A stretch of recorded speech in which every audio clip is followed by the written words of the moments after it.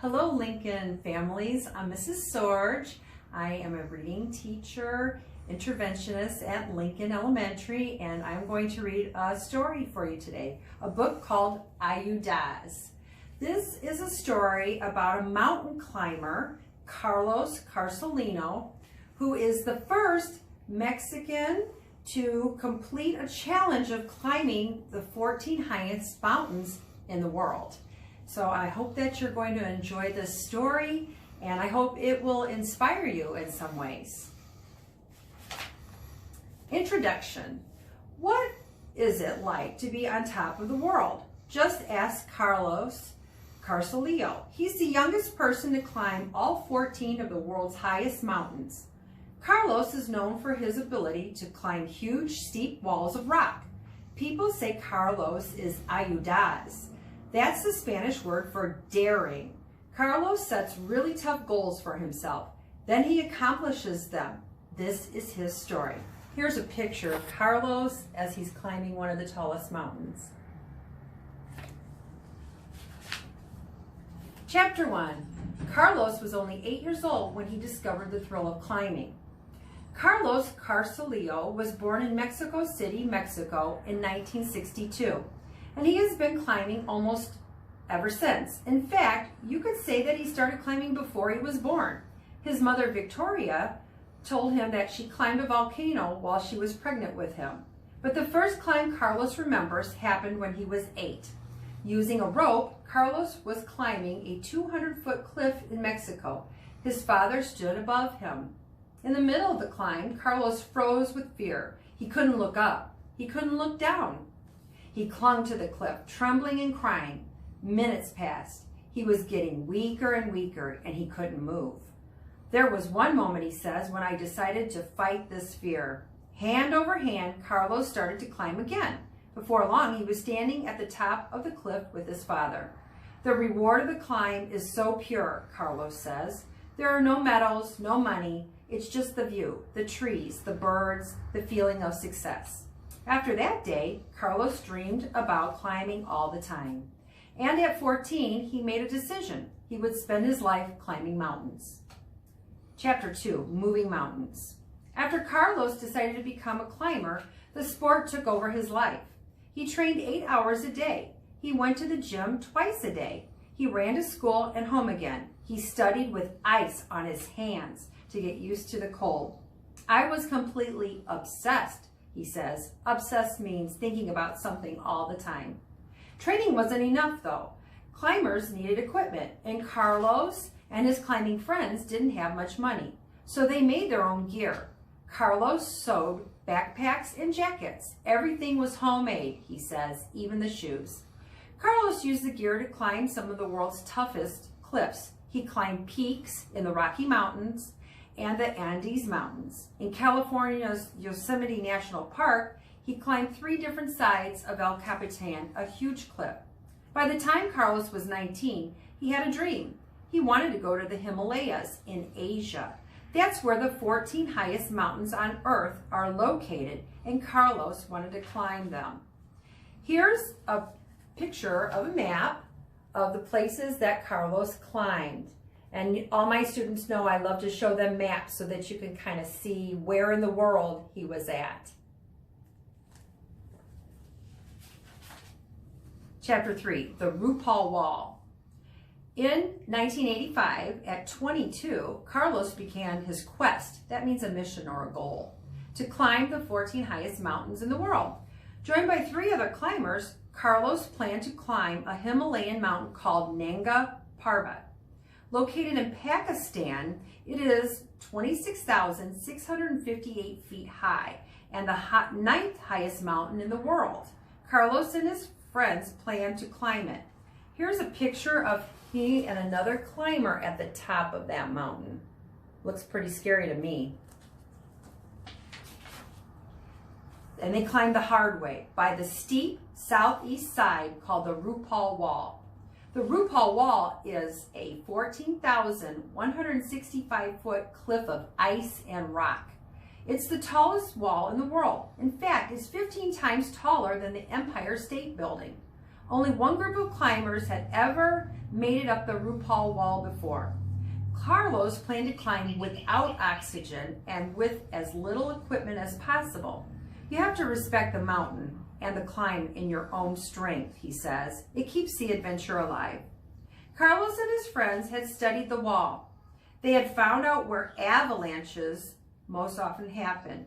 Avalanches are large masses of snow, ice, or earth that suddenly move down the sides of mountains, bringing down snow, ice, and boulders that could crush climbers. When Carlos and his friends got near these areas, they would wait for an avalanche. Then they would rush across the area, knowing they only had a few minutes before the next avalanche. The climb was exhausting. Carlos and his friends did not have enough food and water. It was a nightmare, Carlos says, but we kept climbing. On July 13th, Carlos reached the summit, that's the highest point of the mountain. For the first time in his life, he stood more than 26,000 feet high. No one had climbed the same route since. Chapter 4, Mount Everest.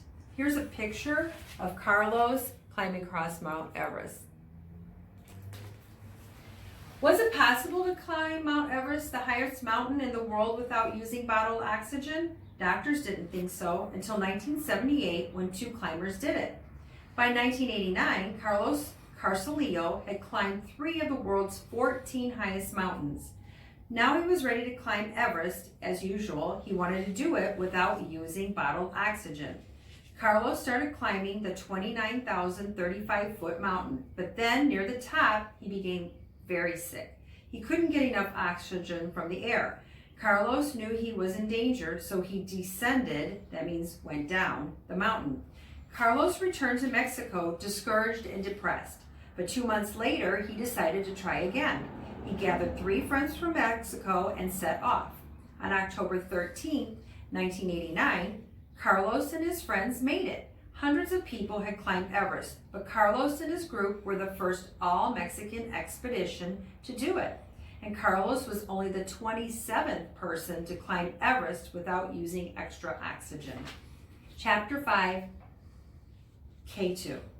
In 1992, Carlos had climbed 5 of the world's 14 highest mountains. That year, he had completed a tough climb of Kanchenjunga, the 3rd highest mountain in the world. For 6 months after that, he didn't feel like climbing. Then Carlos says he felt the call of the mountain once again. The adventure calls you, he explains. It's something spiritual. On the mountain, I feel this freedom. I feel that I can talk with the mountain. I feel I am part of the universe. You want to feel these feelings again. So Carlos went back to the mountains.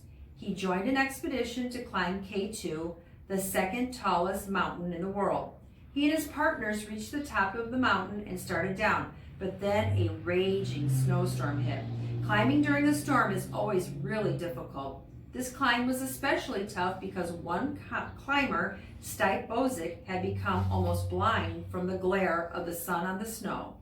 To keep Stipe from sliding down the mountain, Carlos had to grab Stipe's feet with his hands and guide them onto each step. The night of the storm, the climbers spent the night on a rock. They knew that they couldn't fall asleep or they would freeze to death.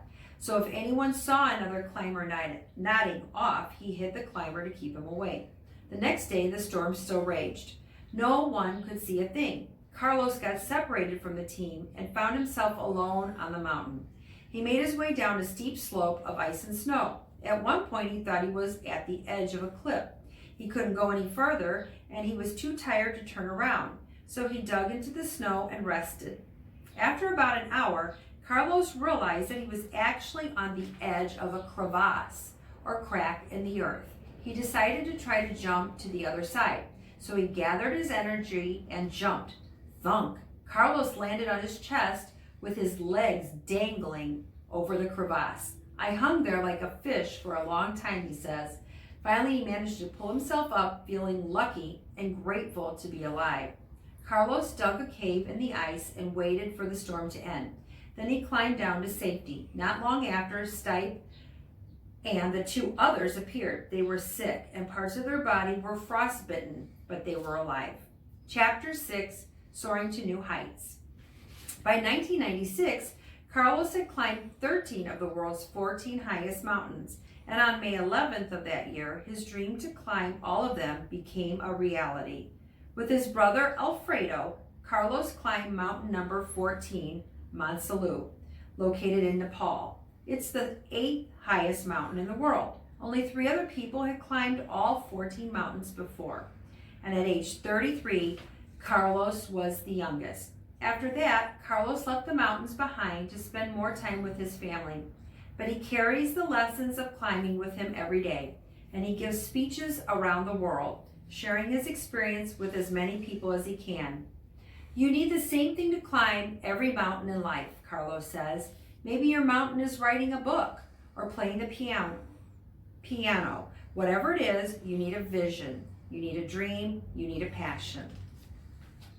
Well, thank you for listening to my book entitled Aloud by Scholastic, and this is with permission by Scholastic. I hope you enjoyed it, and I hope it inspires you to do some great things. And we miss you, Lincoln families and students. Take care. Thanks.